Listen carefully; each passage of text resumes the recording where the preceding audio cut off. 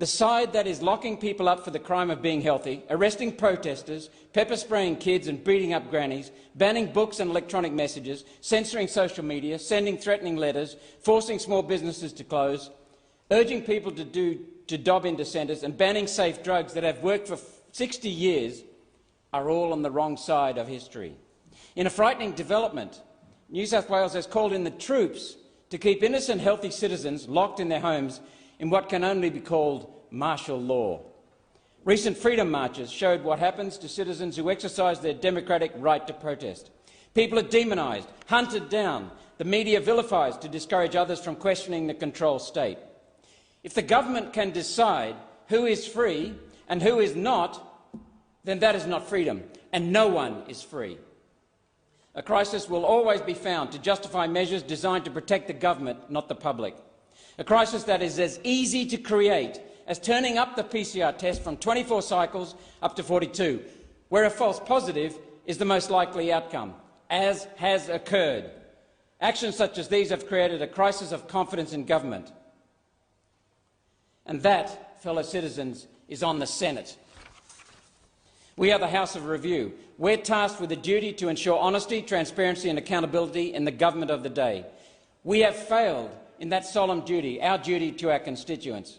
We have failed those yet to vote, our children, who are now being injected with a substance that has not undergone meaningful safety testing. The Liberal, National and Labor parties have colluded to wave these measures through this place, reducing the Senate to the status of a dystopian echo chamber. Each new restriction, although met with rightful public opposition, has not led to a re-evaluation, but rather has led the government to crack down even further. The Morrison government is behaving like a gambling addict who loses a hand, and instead of admitting error and walking away, it doubles down. With troops now on the streets, it's frightening to contemplate where this will end. Everyday Australians are being deliberately demoralised to extract a higher degree of compliance. When COVID first arrived, there were few masks, and the experts and authorities told us masks were not necessary. Now those same medically ineffective masks are used to condition people to fear and obedience. Crushing resistance crushes hope, and without hope we have no future. Is it any wonder that small businesses are closing permanently? Every small business closed was a family being provided for from work, hard work and enterprise. Who will look after those families now? The government? With whose money? The Reserve Bank, using electronic journal entries, can only create fiat money out of thin air for so long before it runs down our country. The government can only sell bonds until buyers stop coming forward. Then what happens? We will have no